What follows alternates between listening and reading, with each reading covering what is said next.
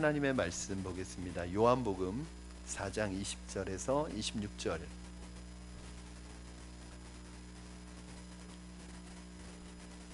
요한복음 4장 20절에서 26절 말씀, 저와 여러분 한 절씩 교독하시고 마지막 26절은 합독하도록 하겠습니다. 요한복음 4장 20절입니다. 우리 조상들은 이 산에서 예배하였는데 당신들의 말은 예배할 곳이 예루살렘에 있다 하더이다. 예수께서 이르시되 여자여 내 말을 믿으라. 이 산에서도 말고 예루살렘에서도 말고 너희가 아버지께 예배할 때가 이르리라. 너희는 알지 못하는 것을 예배하고 우리는 아는 것을 예배하노니 이는 구원이 유대인에게서 남이라. 아버지께 참되게 예배하는 자들은 영과 진리로 예배할 때가 오나니 곧 있다. 아버지께서는 자기에게 이렇게 예배하는 자들을 찾으시니라. 하나님은 영이시니 예배하는 자가 영과 진리로 예배할지니라. 여자가 이르되 메시아 곧 그리스도라 하는 이가 오실 줄을 내가 아노니 그가 오시면 모든 것을 우리에게 알려주시리이다. 예수께서 이르시되 내게 말하는 내가 그라 하시니라. 아멘. 오늘 우리는 한국교회 역사상 초유의 사태를 맞이하고 있습니다. 교회는 교회사 속에서 어떠한 핍박과 박해 속에서도 교회 예배를 중단한 적이 한 번도 없습니다. 그것은 어떤 핍박과 박해 속에서도 죽기를 각오한 순교의 정신으로 예배를 지켰습니다. 그런데 오늘 현재 지금 교회는 또 다른 어려움에 봉착하고 있습니다. 바로 이 코로나19 바이러스 때문인데요. 아까도 말씀드렸듯이 지금 대구에 있는 모든 교회들은 주일 예배를 드리지 않고 영상으로 예배를 드리고 있습니다.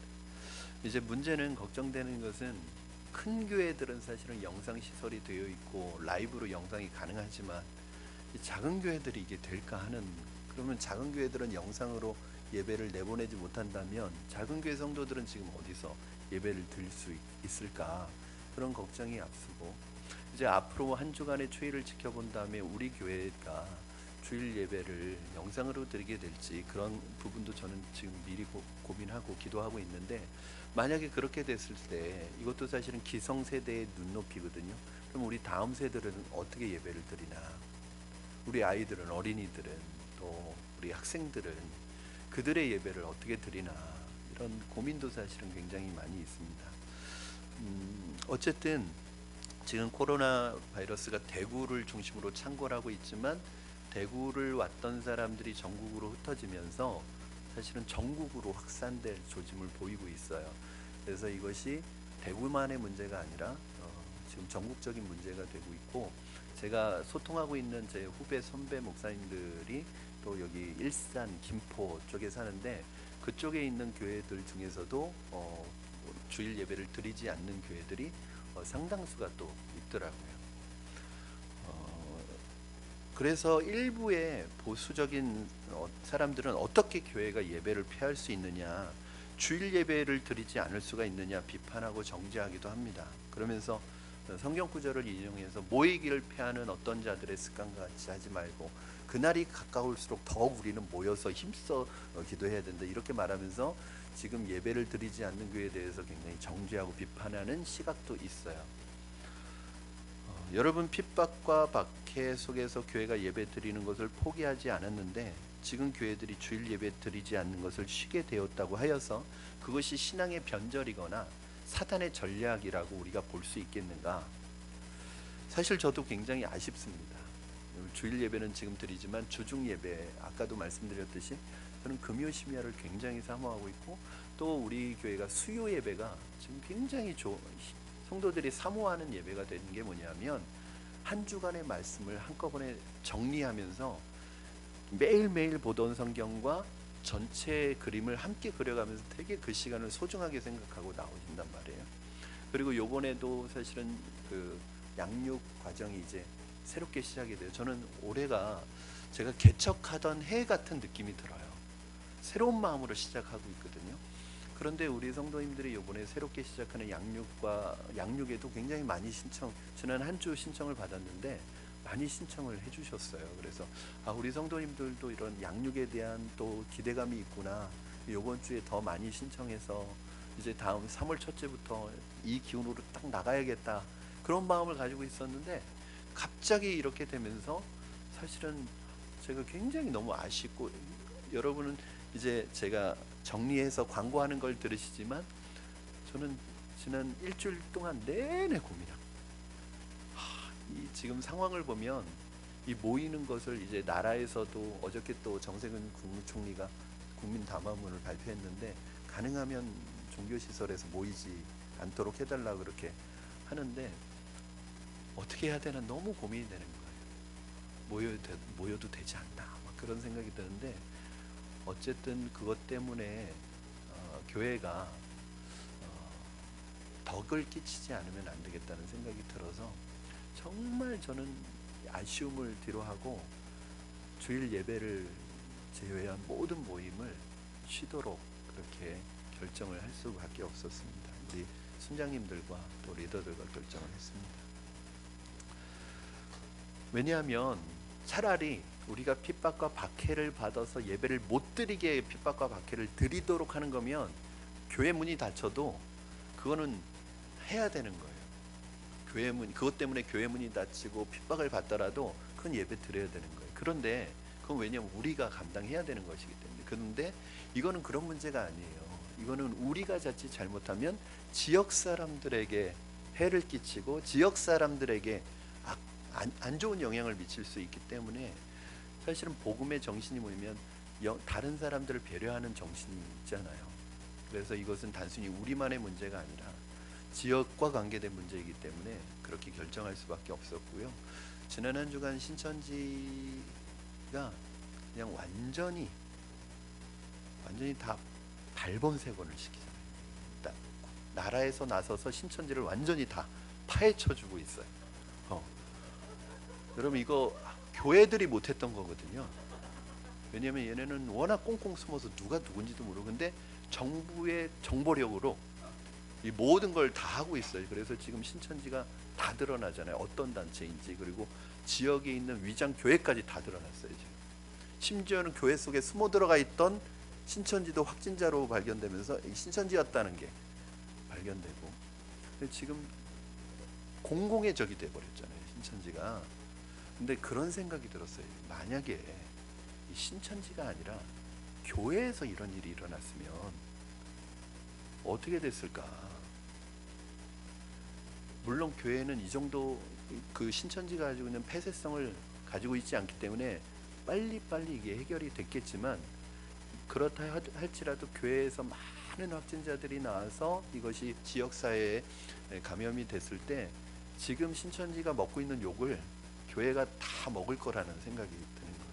그러면 이건 복음에 좋은 영향을 미치지는 않을 거예요. 그래서 아마 그런 차원에서 교회들이 예배를 폐한 게 아닙니다. 예배를 대체한 것이니까, 여러분들도 어떻게 예배를 안 드릴 수 있느냐, 이런 너무 원론적인 이야기보다는 우리가 어떻게 지역 사회를 배려할 것인가, 그리고 어떻게 덕을 끼칠 것인가를 같이 고민해 주셨으면 좋겠습니다.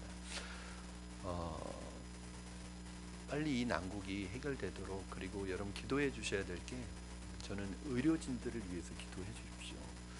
너무너무 고생이 많고 너무 수고해요. 그분들 진짜 사명감 가지고 자신들이 감염될 수도 있는 상황 속에서 계속 지금 무리하게 일을 하고 있잖아요. 그리고 방역 당국의 공무원들도 여러분 위해서 기도해 주셔야 됩니다. 그 정은경 본부장 보면 처음 나왔을 때랑 지금이랑 얼굴이 달라요. 머리도 흰머리가 엄청 많아지고 얼굴도 정말 이렇게 쇠해졌더라고요. 잠을 제대로 자겠습니까? 이렇게 수고하시는 분들이 있기 때문에 정말 우리가 그래도 이 정도 생활하고 있는 것이라고 생각이 들어요. 그런 의미에서 오늘 여러분과 제가 지난 한 주 동안 묵상한 말씀 중에서 예배에 관한 말씀을 좀 나누고 싶어서 본문을 선택했습니다. 오늘 우리가 읽은 이 말씀은 우리가 현재 묵상하고 있는 요한복음 말씀 중에서 수가성 여인과 나눈 예수님의 대화의 한 부분입니다. 예수님은 처음 여인과 대화를 나눌 때 이 물의 이야기로 시작을 합니다. 이 물이라는 그 단어가 예수님과 수가성 여인을 연결해주는 브리지 역할을 하는 공통분모가 되는 거예요. 사실은 낯선 남자와 낯선 여자가 뭘로 얘기를 할 수 있겠어요? 그리고 유대인과 사마리아 여인은 말할 수 없거든요. 그런데 우물가에 물을 길르러 온 이 여인에게 예수님이 목마르기 때문에 물을 요청해서 이 대화가 이루어지기 시작한 거예요. 예수님께서 이 여인에게 요청을 합니다. 나에게 물을 달라. 그랬더니 이 여인이 뭐라고 말하면, 유대인인 당신이 어떻게 사마리아인인 나에게 물을 달라고 하십니까? 그렇게 얘기를 해요. 그럼 이 말 속에는 유대인과 사마리아인 사이에 갈등이 깔려 있는 대화인 거예요. 무슨 말이냐면 유대인은 사마리아인과 상종을 안 해요. 유대인들은 사실은 사마리아인을 혐오하는데 어느 정도로 배제하냐면 이방인들을 싫어하는 것보다 더 싫어해요. 오히려. 왜냐하면 이방인들은 원래 이방이니까 괜찮은데 이 사마리아인들은 원래 같은 민족이었잖아요. 그런데 변절자라고 생각하는 거예요. 피가 섞인. 그래서 사마리아인들은 더 상종을 안 해요. 그런데 그러니까 그 사마리아 땅을 지나가지 않을 뿐더러 사마리아 사람들하고 얘기 자체를 안 한단 말이죠. 그런데 예수님께서는 그 당시 이 사회적인 통념을 깨시고 사마리아 땅을 일부러 지나가시고, 그것도 사마리아 여인에게 유대인 남자가 말을 하는 것은 이건 정결예법에서 부정한 일이거든요. 근데 그렇게 해서 말까지 걸어요. 이 예수님은 사회적인 통념이나 그 시대가 가지고 있는 어떤 편견이 아니라 한 영혼에 대한 소중함을 알기 때문에 그걸 깨서라도 대화를 시도하시는데, 예수님은 여인에게 그런 말을 합니다. 내가 누군지 알았다면 오히려 네가 나에게 물을 달라고 했을 것이고 나는 너에게 생수를 주었을 것이다. 이렇게 얘기하니까 이 여인이, 그러면 당신이 이 우물이 야곱의 우물이었던 것 같아요. 그럼 당신이 우리 조상 야곱보다 큰 사람입니까? 그렇게 얘기를 해요. 그때 예수님이 아주 중요한 말씀을 하십니다. 우리 13절, 4장 13절 14절 한번 같이 여러분 읽도록 하겠습니다. 시작. 예수께서 대답하여 이르시되 이 물을 마시는 자마다 다시 목마르려니와 내가 주는 물을 마시는 자는 영원히 목마르지 아니하리니 내가 주는 물은 그 속에서 영생하도록 솟아나는 샘물이 되리라. 무슨 말이냐면 예수님께서 주시는 물은 영원히 목마르지 않는 샘물이라는 거예요. 여러분 이런 물이 있으면 얼마나 좋겠어요. 영원히 목마르지 않아. 한 번 마시면 갈증이 안 생겨요. 이런 물이 있으면 얼마나 좋겠어요. 이런 물이 있나요? 없죠. 이건 예수님이 이 물 말하는 게 아니잖아요. 근데 이 여인은 그 말을 냉큼 받습니다. 그리고 뭐라고 그래요? 주여 그런 물을 내게도 주시옵소서. 그래서 내가 다시는 이 우물에 물 길러오지 않게 해달라고 부탁을 하는 거예요. 그런 물이 있어요? 그런 물이 있으면 나에게 주셔서 나 이 우물에 물 길러오지 않도록 해주세요. 그러니까 이 여인은 물이 문제가 아니었던 거예요. 이 대화 속에, 이 말 속에 뭐가 깔려 있는 거예요? 이 우물에 오기 싫다는 이 여인의 감정이 그대로 배어 있는 거예요. 나 이 우물에 오기 싫다는 거예요. 그래서 그 물을 주셔서 나 이 우물에 안 올 수 있게 해달라는 거예요. 왜요? 이 여인이 이 우물에 오는 건 너무 고통스러운 일인 거예요. 왜 고통스러울까요? 남들이 보이지 않는 시간에, 그것도 한낮에 정오에 이스라엘의 정오는 그야말로 살인적인 더입니다. 그 정오의 햇빛을 받아가면서 물동이를 이곳까지 오는 그것도 힘든 일이지만 사실은 그 시간에 올 수밖에 없는 이유가 있잖아요. 왜 그 시간에 오냐면 그 시간엔 사람들이 안 모이니까, 그 시간엔 사람들이 없으니까, 사람들의 눈을 피해서 사람들이 모이지 않는 시간에, 그 시간에 오는 게 얼마나 고통스럽겠어요. 그 물동이를 이고 가장 더운 시간에 오는 것보다도 그 시간에 올 수밖에 없는 자신의 처지와 자신의 낮은 자존감과 자신의 이 마음의 상처가 얼마나 물 들어올 때마다 드러나겠어요. 그럼 왜 이 여인은 정오의 한낮의 우물가에 나올까요? 신선한 아침이나 저녁에 나오지 않고 사람들이 없는 시간을 이용해서 물을 길으러 오는 이유가 무엇일까요? 그 얘기를 주님께서 꺼집어내시는데, 주님께서 참 잔인하세요.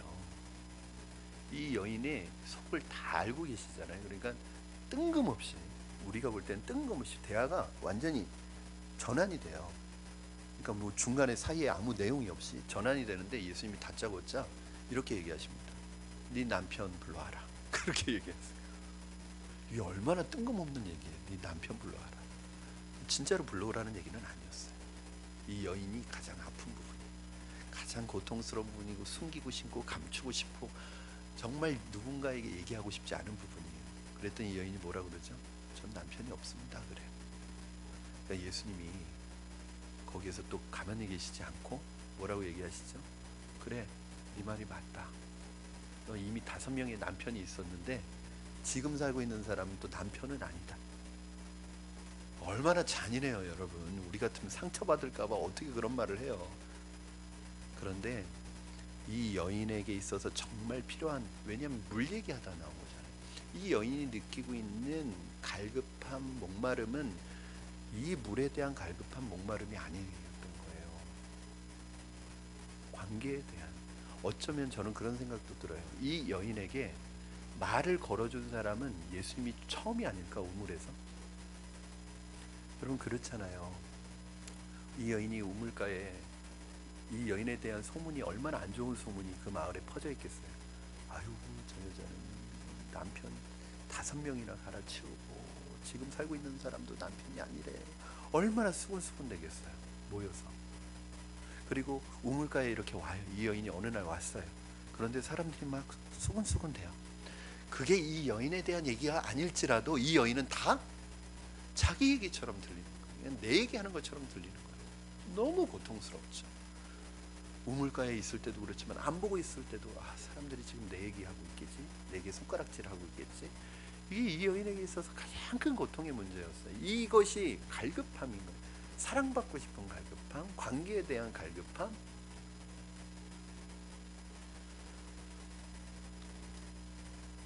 한 번도 만나본 적이 없는 유대인이, 이 여인의 소문도 한 번도 들어보지 못했던 이 유대인이 그냥 지나가는 나그네일 뿐인데 자기의 가장 깊은 곳의 문제를 끄집어내서 그것을 드러내고 알고 있는 거예요. 이때 이 여인이 이분은 보통 분이 아니구나 하는 것을 직감적으로 깨달았죠. 그래서 이 여인이 이렇게 얘기합니다. 19절 말씀 우리 같이 읽겠습니다. 19절 시작. 여자가 이르되 주여 내가 보니 선지자로서이다. 선지자로서이다. 이 선지자라는 건 뭐냐면 예언자라는 말이에요. 나를 꿰뚫어 알고 있는 것을 보니까 당신 용한 예언자 같습니다. 선지자 같습니다. 그런데 여기에는 선지자라는 것은 말씀의 대언자이기 때문에 영적인 부분이 들어있어요. 그러니까 육신의 문제를 안고 살아가던 이 여인, 육신의 문제만 위해서 살아가던 이 여인이 갑자기 예수님의 이 말 속에서 영적인 문제, 이 상처를 터치해 주니까 영적인 회복이 일어나는데 그 영적인 회복에 관심사가 생기는 거예요. 여러분, 우리가 마음의 회복이 일어나면 영적인 일에 관심이 생기는데 이 여인은 그 영적인 관심이 생길 때 그 첫 번째가 뭐였느냐, 그 많은 영적인 관심사들이, 왜냐하면 이분이 선지자니까 갑자기 영적인 관심사가 생긴 거예요. 왜? 물어볼 수 있잖아요, 영적인 것에 대해서. 여러분들도 저에 대해서 물어보고 싶은 거 많을 거 아니에요. 그렇죠? 영적인 일에 대해서는. 그렇죠? 그러니까 이 선지자인 걸 딱 아니까 물어보고 싶은 영적인 관심사가 생겼는데 그 수많은 영적인 관심사 중에서 이 여인이 제일 궁금했던 건 뭐예요? 예배예요, 예배. 여러분, 이건 뭘 말해주느냐 하면 우리가 영적으로 회복되는 가장 중요한 증거가 뭐냐면 예배가 회복돼요. 내가 영적으로 회복되고 있다는 것은 뭐예요? 예배가 회복되는 거예요. 그러니까 내가 영적으로 회복되면 제일 하고 싶은 게 뭐예요? 예배 드리고 싶은 거예요. 예배에 대해서 궁금함이 생기는 거예요. 그러면서 이 여인이 이런 얘기를 합니다. 20절 말씀, 이게 이 여인이 평상시에 이 여인 깊은 곳에 궁금했던 얘기예요. 20절 같이 읽겠습니다. 시작. 우리 조상들은 이 산에서 예배하였는데 당신들의 말은 예배할 곳이 예루살렘에 있다 하더이다. 네. 이것도 좀 뜬금없어요. 갑자기 당신은 선지자입니다. 그러더니 갑자기 우리 조상들은 이 산에서 예배했는데 당신들의 말은 예배할 곳이 예루살렘에 있다 하이다. 여러분, 만약에 예수님이 아니었으면 이 말이 어떻게 들렸을까요? 일반적인 유대인이었으면. 우리는 이 산에서 예배하는데 당신 유대인들은 예루살렘에 꼭 예배해야 된다고 하더이다. 시비 거는 것 같잖아요. 지금 도전하는 것 같잖아요. 우리는 여기에서 예배하는 게 맞다고 생각하는데 당신들은 거기에서 예배하는 게 맞다고 생각하더라고요. 뭐 이렇게 시비조가 되고 도전하는 것처럼 들릴 수 있잖아요. 그러면 일반적인 유대인이었으면 그래, 예루살렘에 예배하는 게 맞지? 여기 이 산에서 누가 예배하라고 그랬어? 뭐 싸우려고 그럴 거란 말이에요. 근데 예수님은 왜 이 여인이 이 얘기를 하는지 알았어. 여러분, 이거는 시비 거는 게 아니에요. 이 여인이 지금 뭐 하고 싶은 거예요? 어떻게 하면 예배를 잘 드리고 싶은지 궁금한 거예요. 우리는 여기에서 예배 드려야 잘 드린다고 생각하고, 유대인들은 예루살렘 성전에서 드려야 잘 드린다고 생각하는데, 정말 잘 드리는 방법은 뭐냐는 거예요.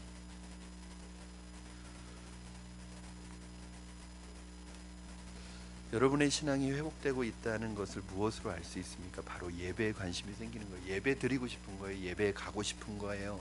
예배 더 잘 드리고 싶은 거예요. 이 여인은 정말 하나님께서 기뻐하시는 예배가 어떤 것인지 궁금했던 것이지 시비 거는 게 아니에요. 여러분, 저는 여러분이 하나님께 예배하는 것에 관심이 많으시기를 주님의 이름으로 부탁을 드립니다.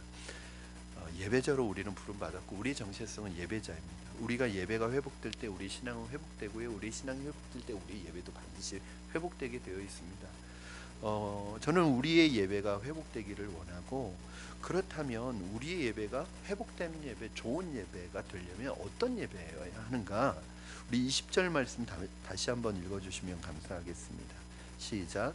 우리 조상들은 이 산에서 예배하였는데 당신들의 말은 예배할 곳이 예루살렘에 있다 하더이다. 당시에 좀 배경을 설명을 해드리면, 당시에 사마리아인들은 어디에서 예배를 드렸냐면요, 그리심산에서 예배를 드렸어요. 여긴 산이라고만 나와 있지만 정확한 명칭은 그리심산입니다. 여기서 예배를 드리는데, 이 사마리아인들의 예배는 좀 독특한 면이 있어요. 어떤 면이 있냐면 영적으로 굉장히 뜨거운 예배를 드려요. 어떻게 보면 막 저 사람들 막 뭐 광신도 아니야 할 정도로 막 영적으로 뜨겁고 막 그런 예배를 드려요. 이게 적절한 표현일지는 모르지만 순복음처럼 막 예배를 드리는 거예요. 막 뜨겁게 예배를 드리는. 근데 여기에는 문제가 있었어요. 이 사람들은 성경이 없었어요. 그러니까 이 사람들이 성경으로 인정하고 있는 것은 딱 5권, 모세오경만 성경으로 인정하고 있고, 나머지 39권은, 나머지 34권은 성경으로 인정을 하지 않는 거예요. 그러니까 어때? 이 사람들은 막 광적으로 뜨겁게 영적인 예배를 드리지만 뭐가 부족해요? 말씀의 진리가 부족한 거예요. 그런데 반면에 유대인들은요, 그 당시에도 우리가 보는 39권의 성경을 다 보고 있었어요.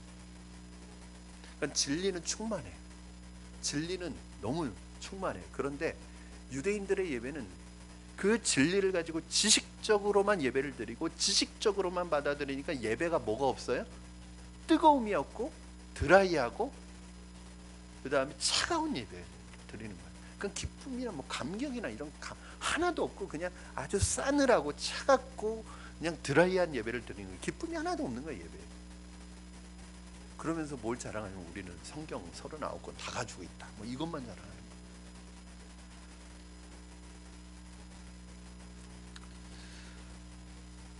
예수님께서 여기에 대해서 말씀을 해주십니다. 여러분 21절 22절 보면 이 얘기 하시는 거구나 하고 알 수가 있어요. 우리 같이 한번 읽겠습니다. 21절 22절 시작.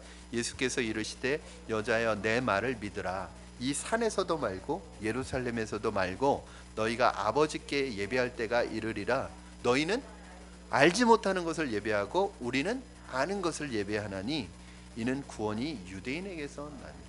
여러분, 여기서 너희는 누구냐면 사마리아인들은 알지 못하는 것을 예배하는 거예요. 왜요? 말씀이 없으니까. 그러나 우리는 아는 것을 예배하는 거예요. 우리는 말씀은 있다는 거예요. 그런데 어느 게 좋은 예배예요?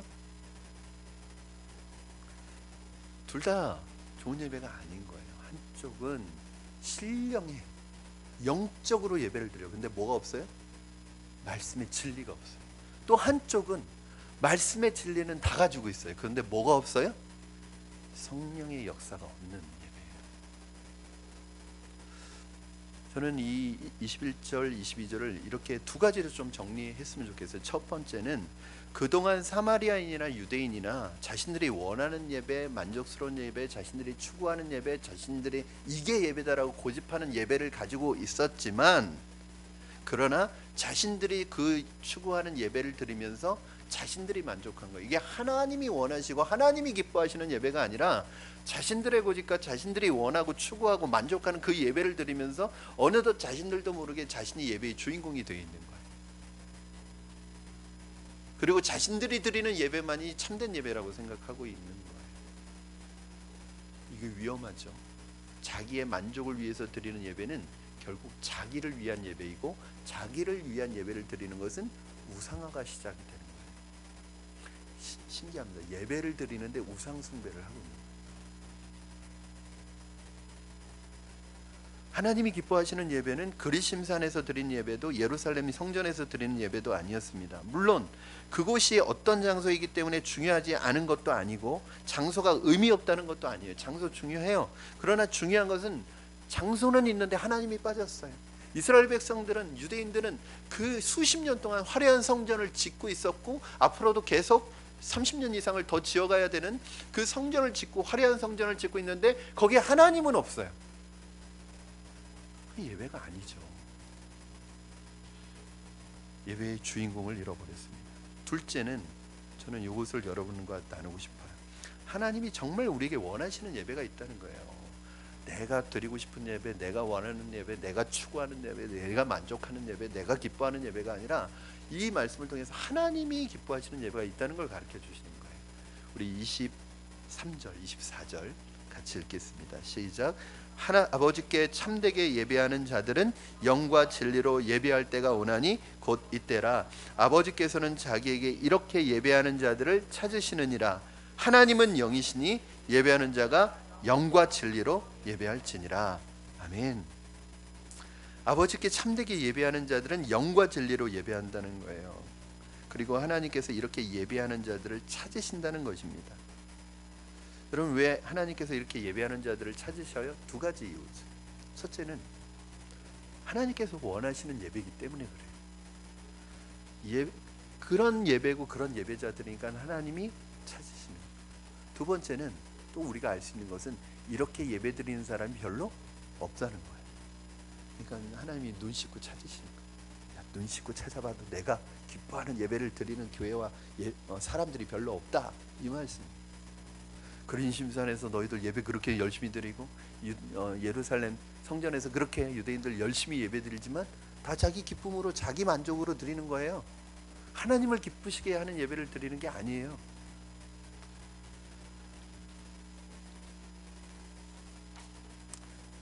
사랑하는 여러분, 이제 우리는 당분간 2주에서 3주 동안 예배당이라는 공간과 장소가 아니라 가정이라는 공간과 장소에서 예배를 드리게 됩니다.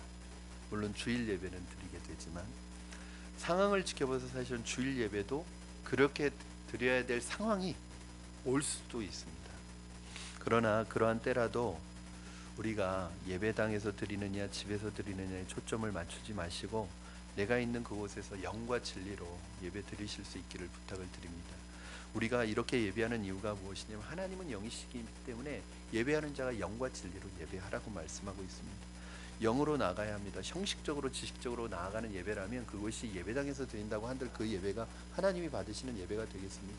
우리가 집에서 가정에서 혹시라도 여러분들이 예배를 드리실 때 그 예배 속에 무엇이 누가 임하셔야 돼요? 성령께서 임하시는 영적인 예배가 될 수 있도록 여러분 기도하셔야 됩니다. 우리는 자꾸 나누는 게 뭐냐면 내가 교회 오면 굉장히 영적이 되려고 하려 해요. 그리고 막 성령을 구합니다. 예배 시간에 성령님 임하여 주시옵소서. 그런데 집에서 예배할 때는 성령 전혀 구하지 않아요. 왜죠? 집에서 드리는 예배는 좀 부족한 예배, 소홀한 예배, 그런 게 아니에요. 집에서 드리는 예배 가운데, 가정에서 드리는 예배 가운데서도 성령의 임재가 나타나기를 주님의 이름으로 축원합니다.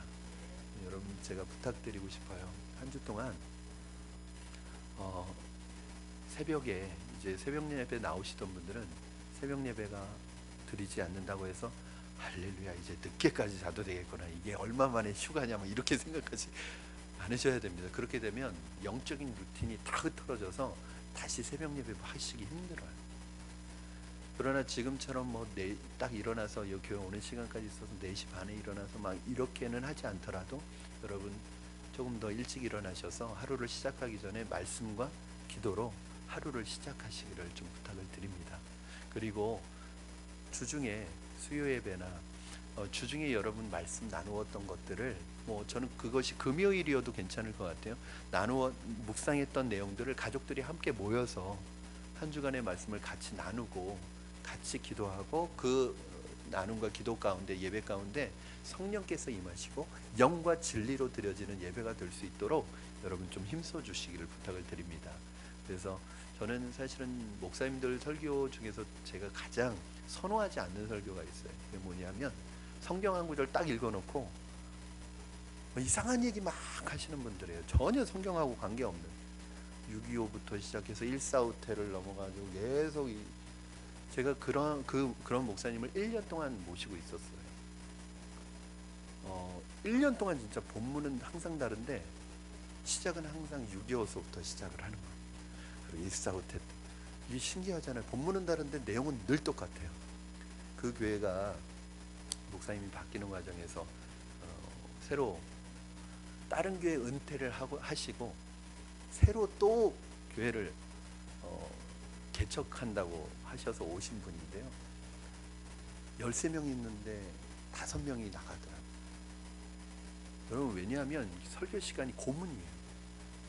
오죽하면 저도 졸겠어요. 전도사가 뒤에 앉아서 졸음을 불러요. 왜냐하면 다 내용 아니까. 남아있는 분들이 이제 사모님과 자녀들과 이제 가족들인데 이분들도 예배 드리면서 거의 45도로 꺾어서 몸이 못 버티는 거예요. 그 정도로 잠을 부르는. 제가 목사님에게 여쭤봤어요. 목사님 왜 은퇴하셨는데 다시 개척을 하셨습니까? 목사님이 대답이 되게 황당했어요. 한 영혼이라도 내가 죽을 때까지는 복음을 전하고 말씀을 전해야지. 이렇게 이 얘기가 아니라 나 설교하고 싶어서. 아니 본인 설교하는 건 좋은데 남들은 다 죽는데 본인을 위해서 교회를 하시는 거예요. 그 교회가 2년 가더라고요. 여러분 아무리 좋은 모임이라도 아무리 내가 예배라고 주장을 하더라도 거기에 말씀이 없으면 거기에 진리의 말씀이 있지 않으면 그 예배는 예배가 될 수 없습니다.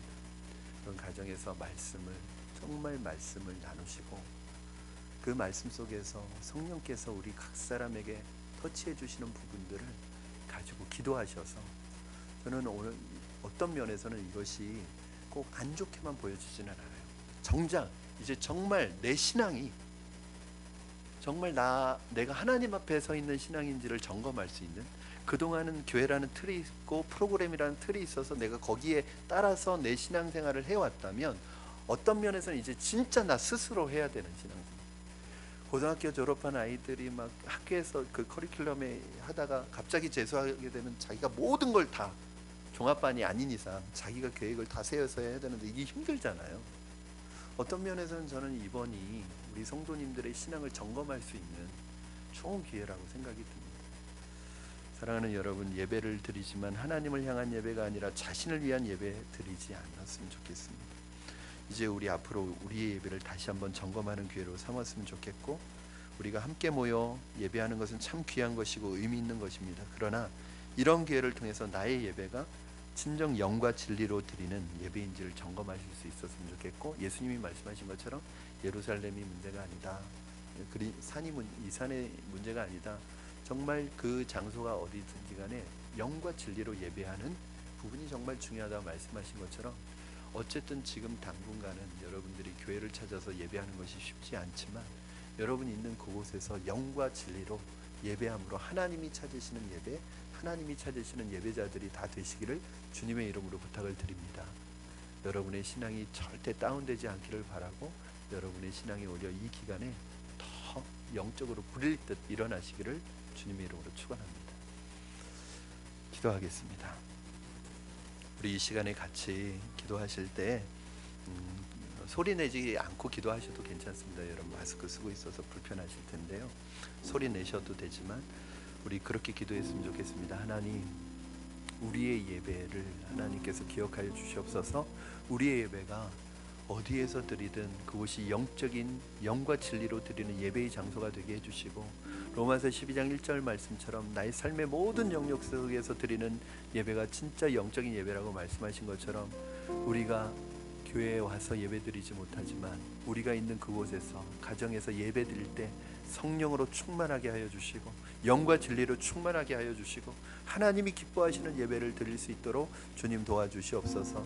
우리 이 시간에 대구 교회를 위해서 기도했으면 좋겠습니다. 대구에 있는 교회들과 대구 땅에 있는 사람들 위해서 기도하실 때 하나님, 대구에 있는 교회들의 어려움을 하나님께서 감하시고 하나님 교회들마다 이 일로 인하여 어려움 겪지 않게 하시고 오히려 더 깨어 기도하는 기회가 될 수 있게 하시며 고통받는 하나님 환자들이 속히 회복될 수 있게 하시고 대구에서 두려움과 불안에 떨고 있는 많은 사람들의 마음속에 주님 평강을 심어 주시옵소서.